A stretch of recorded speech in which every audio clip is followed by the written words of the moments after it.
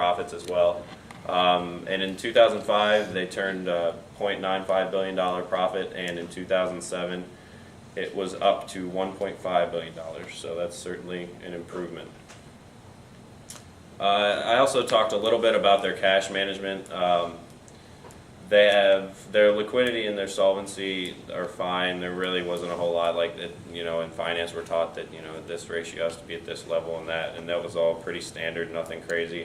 Their inventory, they don't have any major problems moving their vehicles, and they did a while ago have quite a bit of their assets wrapped up in cash. 12% of their total assets in 2005 were cash assets, which is kind of a lot.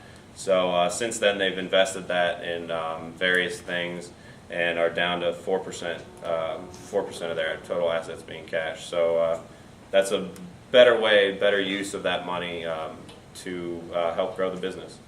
This is just a brief comparison between Tata, Ford, and GM. As you can see, Ford and GM are substantially larger companies. Tata, they had $7.6 billion of sales, but even Ford and GM with their slumps are still quite a ways ahead. And I thought the number of employees that each company had was pretty interesting.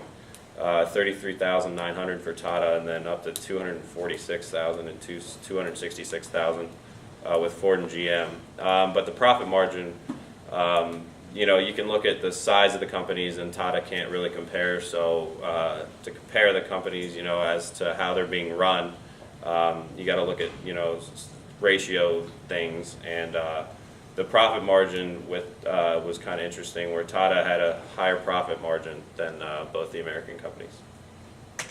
Okay, now we're going to go with the economy and the U.S. auto industry and how they're affected by Tata.